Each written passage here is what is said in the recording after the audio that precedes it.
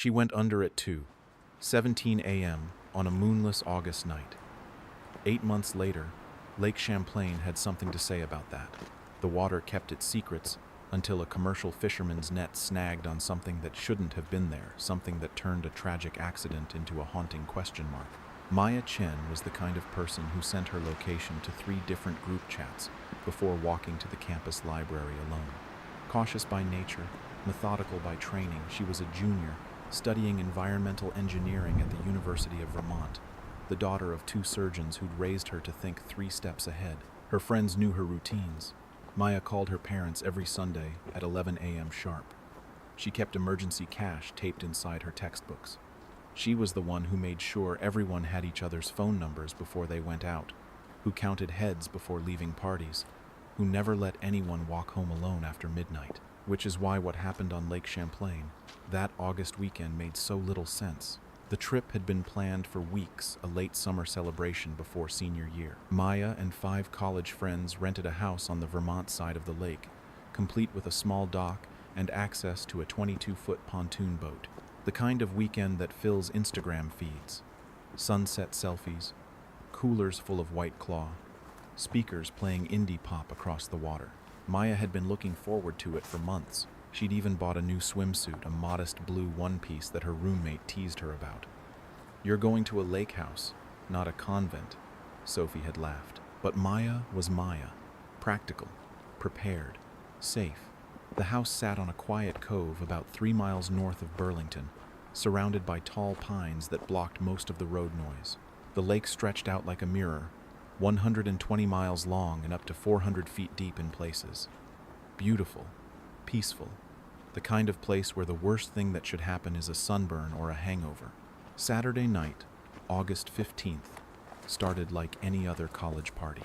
The 6 friends, Maya, Sophie, Jake, Emma, David, and Chloe, grilled burgers, played beer pong on the deck, and watched the sun disappear behind the Adirondack Mountains across the water. By 10 p.m., they'd moved the party down to the dock. The pontoon boat bobbed gently in the dark water, its solar-powered string lights casting a warm glow. Someone suggested a midnight cruise. "Just around the cove," Jake said, already untying the bowline. He'd been drinking since noon, but insisted he was fine to drive. "I grew up on this lake," Maya hesitated. She'd had 3 drinks over 6 hours, not drunk, but enough to make the boat's gentle rocking feel more pronounced. She almost said no, almost stayed on the dock with a book and a bottle of water, but it was their last night. Senior year loomed ahead with internship applications and thesis deadlines. This was supposed to be the fun part, the part she'd remember when she was 30 and stuck in an office somewhere, so she climbed aboard. The boat puttered slowly through the cove, its engine humming softly. The friends sat in a loose circle on the padded benches, sharing stories and passing around a bottle of wine that Emma had been saving for a special occasion. The water was glass smooth, reflecting the few stars visible through the overcast sky. Maya sat near the back of the boat, close to the swim platform. She'd kicked off her sandals and was trailing 1 foot in the cool water, laughing at something David was saying about his summer internship. Sophie snapped a photo, Maya's head thrown back, genuinely happy, completely unguarded. It would be the last photo anyone took of her. At 2:15 a.m., Jake cut the engine near the mouth of the cove. They'd been out for over 2 hours, just drifting and talking. The conversation had turned quiet, intimate, the kind of late-night honesty that comes with good friends and gentle intoxication. Maya stood up to stretch. She'd been sitting for too long, and her leg was cramping. The boat rocked slightly with her movement. "Careful," Sophie called out. "You're kind of drunk." "I'm not drunk," Maya replied, but she was smiling, using the back of her seat for balance. "Just stiff." That was at 2:16 a.m., according to Jake's phone, which he'd been using to play music through the boat's speakers. At 2:17 a.m., the music cut off. Jake was fumbling with his phone, trying to reconnect the Bluetooth. In that moment of silence, someone noticed the absence of Maya's laughter. She was gone. No splash, no scream, no sound at all. Just an empty space where she'd been standing 30 seconds earlier. The initial response was textbook panic. Jake immediately started the engine and began circling the area, while Sophie and Emma swept the water with phone flashlights. David called 911. Chloe kept shouting Maya's name into the darkness. The lake gave back nothing but echoes. Vermont State Police arrived within 20 minutes, followed by the Coast Guard and local fire rescue. By 3 a.m., the water was crowded with boats, their searchlights cutting through the night like desperate fingers. The search conditions were brutal. The August night was warm but overcast, with zero moon visibility. Lake Champlain's dark water swallowed light like ink. Even 10 feet down, the most powerful underwater lights couldn't penetrate the gloom. "It's like searching inside a cave," explained Coast Guard Petty Officer Janet Morrison, who coordinated the initial water response. "The lake bottom here drops to 200 feet within a quarter-mile of shore. If someone goes down, they go down fast." Sonar sweeps began at sunrise. The lake's bottom topography was unforgiving, a series of underwater shelves and drop-offs that created perfect hiding spots for debris. Old logging equipment from the 1800s littered the deeper sections. Submerged rocks created acoustic shadows that confused the sonar returns. For 3 days, teams dragged the lake bottom with nets and grappling hooks. Divers worked in pairs, following grid patterns across the murky bottom. The water temperature at depth was only 45 degrees, requiring dry suits and limiting bottom time to 30-minute intervals. Maya's friends were questioned extensively. The timeline was clear, but the details were frustrating. Everyone had been talking, drinking, not paying close attention to the water. The boat had been moving slowly, barely above idle speed. If Maya had fallen overboard, she should have been able to surface immediately, but she was a strong swimmer. She'd been on her high school swim team. She wasn't afraid of water, so where was she? The first clue appeared on day 4 of the search. A dive team found one of Maya's sandals on the lake bottom, about 100 yards from where the boat had been when she disappeared. The sandal was wedged under a piece of submerged driftwood, exactly where you'd expect to find something that had drifted with the current, but only one sandal. The other was never found. Day 6 brought a more troubling discovery. Maya's phone, still in its waterproof case, turned up on a rocky beach nearly 2 miles from the disappearance site. The case had protected it from water damage, and the phone still held a 60% charge. The last activity was the photo Sophie had taken at 11:47 p.m., over 2 hours before Maya vanished. But here's what made investigators pause.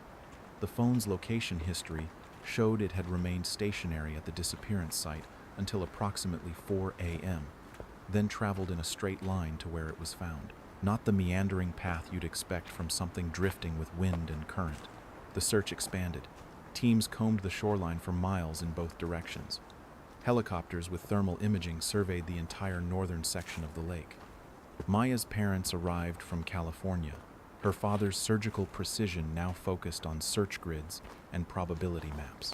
On day 10, volunteer searchers found Maya's UVM sweatshirt hanging from a low branch, about 50 feet from the water's edge. The shirt was dry, despite several rainstorms since her disappearance. It had been placed there recently, or someone wanted it to look that way. By the 3rd week of August, the active search began to wind down. The Coast Guard officially suspended operations after logging over 400 hours of water time. Vermont State Police continued investigating, but the case shifted from rescue to recovery. Maya's family refused to give up. They hired private dive teams, offered a 50-0 reward for information, and plastered missing person flyers across northern Vermont. Her father took leave from his surgical practice and spent weeks walking the shoreline with metal detectors and binoculars. The lake kept its silence. Fall semester started without Maya. Her dorm room at UVM stayed empty, her belongings packed but not shipped home. Her parents couldn't bring themselves to close that door completely. Sophie transferred to a different school. Too many memories, too many questions. Winter froze the lake solid. Spring brought new hope and new searches, but no answers. The case officially went cold after 6 months. Maya Chen had become another statistic in the National Missing Persons database.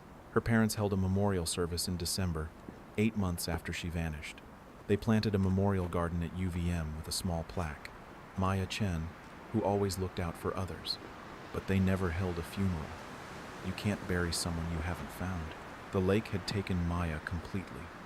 Or so it seemed. April 23rd dawned clear and still. perfect weather for the first major fishing run of the season. Commercial fisherman Dale Crenshaw had been working Lake Champlain for 37 years, long enough to read its moods like a favorite book. He was running nets near the Canadian border, about 8 miles north of where Maya had vanished. This section of the lake was deeper, nearly 300 feet in places, and popular with lake trout and salmon. Crenshaw's nets were designed to hang vertically in the water column, capturing fish as they moved through specific depth ranges. When he pulled his nets that morning, something was wrong. The starboard net felt heavy, heavier than any fish load should be. The electric winch strained against the weight, and Crenshaw could see the net's outline distorted below the surface. "Thought I'd snagged an old car or something," he said later. "Happens more than you'd think. People dump stuff in the deep water, figure it'll never come up." But as the net breached the surface, Crenshaw saw something that made him cut the engine and reach for his radio. Tangled in the monofilament mesh, about halfway down the net, was a mass of clothing and what appeared to be human remains. The Vermont State Police dive team reached Crenshaw's boat within 2 hours. What they carefully extracted from the fishing net would rewrite everything they thought they knew about Maya Chen's disappearance. The remains were skeletal, consistent with 8 months of submersion in cold water. Scraps of blue fabric clung to the bones, the one-piece swimsuit Maya had been wearing. Her jewelry was still intact, a silver ring from her grandmother, the small pearl earrings she'd worn to dinner that last Saturday night. But it was the location that shattered the accident theory. Crenshaw's net had been deployed at a depth of 180 feet, in an area where the lake bottom dropped sharply into an underwater canyon. This wasn't where someone would drift after falling from a boat 8 miles to the south. This was where someone would end up if they'd been weighted down and deliberately placed. More troubling, the net itself showed signs of having been submerged for months, not hours. Marine growth on the monofilament suggested it had been deployed and forgotten, possibly lost or abandoned by another fishing operation years earlier. Maya's remains had been trapped there for months, hidden in the lake's deepest water. But weighted bodies eventually rise as decomposition creates buoyancy. Maya should have surfaced weeks or months earlier, somewhere much closer to where she'd vanished, unless someone had made sure she wouldn't. Dr. Sarah Martinez, Vermont's chief medical examiner, spent 3 weeks analyzing Maya's remains.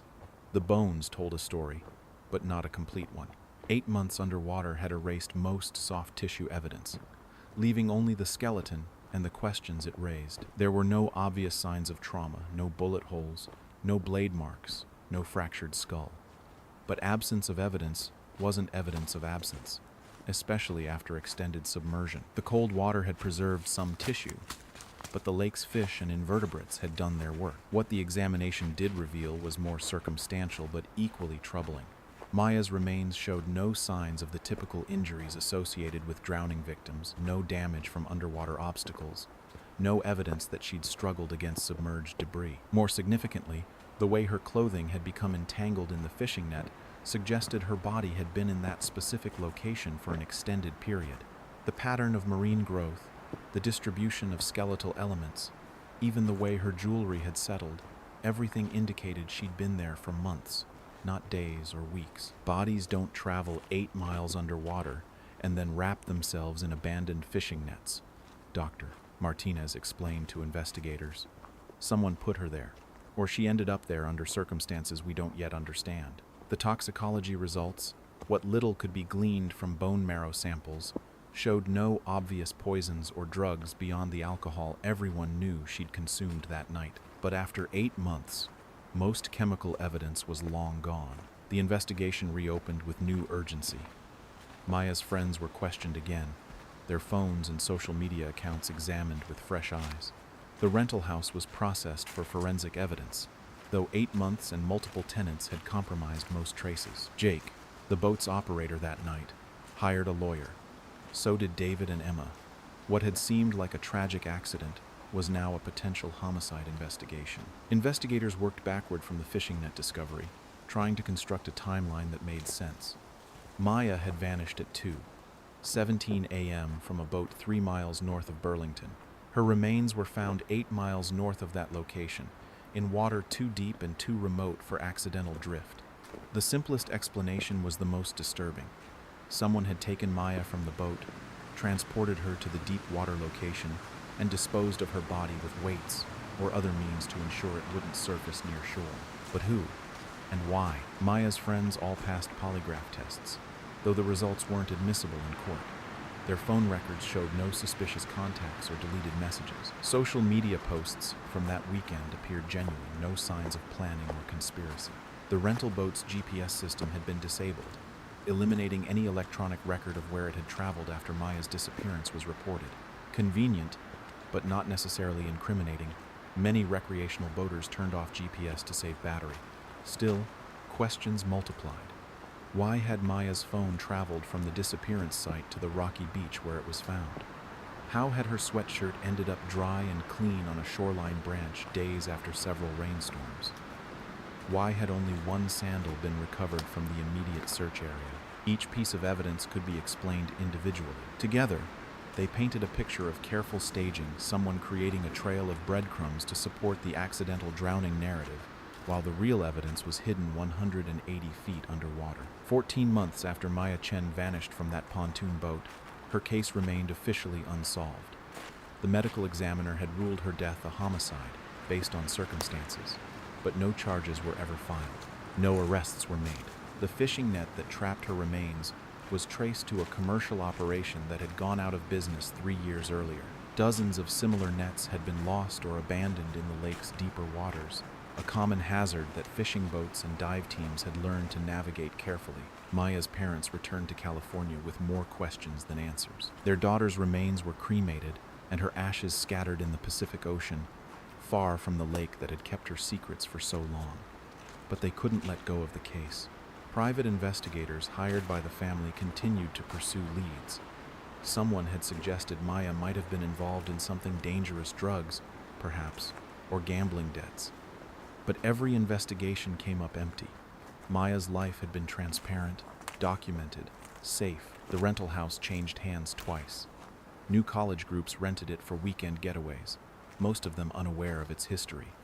The pontoon boat was sold to a family in New Hampshire. Life moved on.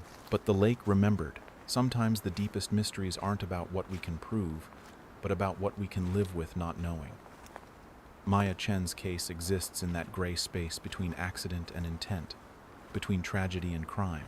Was she murdered by someone she trusted, her body hidden in the lake's deepest water to cover the crime? Or did she somehow end up in that fishing net through a series of coincidences that strain belief but remain technically possible? The friends who were with her that night have scattered across the country. None of them talk publicly about what happened. Social media profiles that once celebrated their college friendship now show no trace of those connections. Whatever bonds they shared died with Maya in that dark water. Lake Champlain continues to give up its secrets slowly. Every fishing season brings new discoveries, old boats, lost equipment, sometimes human remains from decades past. The lake is patient. It remembers everything and reveals only what it chooses. Maya's case file remains open in the Vermont State Police database. DNA samples from her remains are stored in federal databases, compared automatically against evidence from new cases.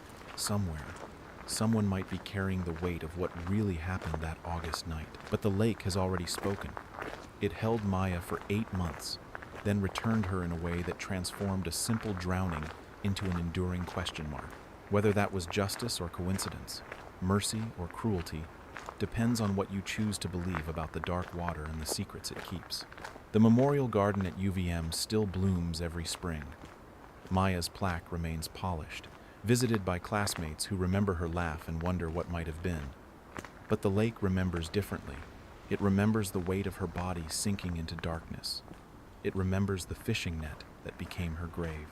And somewhere in its cold depths, it might still be keeping the final piece of Maya Chen's story, the part that explains how a careful girl who always looked out for others ended up alone in the deepest water 8 months after she vanished from a boat full of friends. Some questions echo longest when they have no answers.